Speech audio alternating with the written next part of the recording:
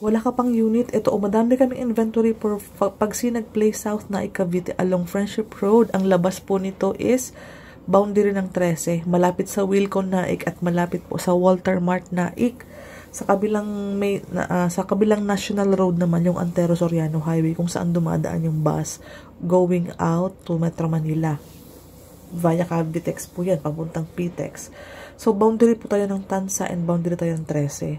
RFO, no down payment, 10,000 cash out. First payment mo kay Pag-ibig kapag na-loan approve ka pa lang. So, tentative, mga February, turnover na po natin.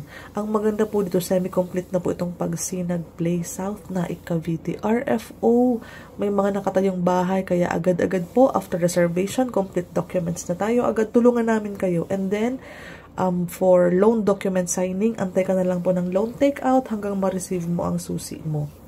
Sa mga wala pang agent, tagrito lang po kami sa Pagsibol Village, nearby ng Pagsinag Place na Cavite. So, daily tripping and reservation. Directly PM me, Cindy Bernal Hapil po ang aking Facebook account.